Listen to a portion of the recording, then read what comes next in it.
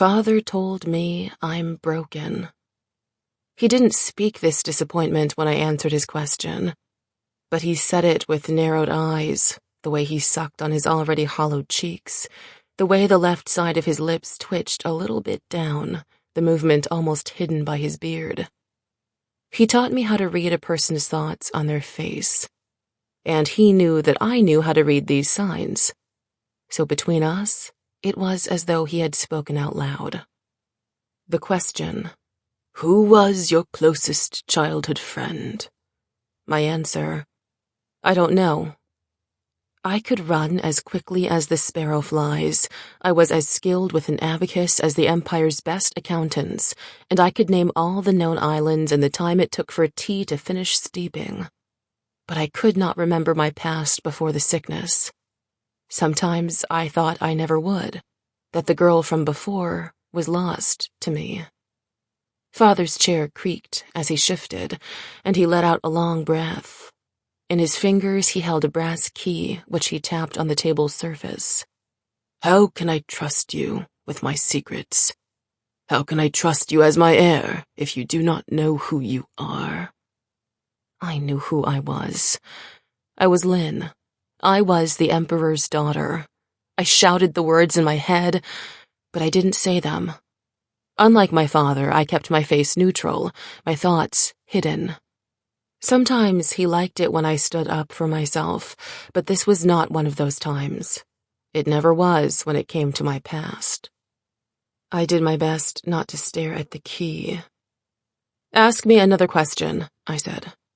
The wind lashed at the shutters, bringing with it the salt seaweed smell of the ocean. The breeze licked at my neck, and I suppressed a shiver. I kept his gaze, hoping he saw the steel in my soul, and not the fear. I could taste the scent of rebellion on the winds as clearly as I could the fish fermentation vats. It was that obvious, that thick. I could set things right if only I had the means. If only he'd let me prove it. Tap. "Very well," Father said. The teak pillars behind him framed his withered countenance, making him look more like a foreboding portrait than a man. "You're afraid of sea serpents. Why?" "I was bit by one when I was a child," I said. He studied my face. I held my breath. I stopped holding my breath. I twined my fingers together and then forced them to relax. If I were a mountain, he would be following the taproots of cloud junipers, chipping away the stone, searching for the white, chalky core. And finding it. "Don't lie to me, girl," he snarled. "Don't make guesses. You may be my flesh and blood, but I can name my foster son to the crown. It doesn't have to be you." I wished I did remember. Was there a time when this man stroked my hair and kissed my forehead? Had he loved me before I'd forgotten, when I'd been whole and unbroken? I wished there was someone I could ask, or at least someone who could give me answers. "Forgive me." I bowed my head. My black hair formed a curtain over my eyes, and I stole a glance at the key. Most of the doors in the palace were locked.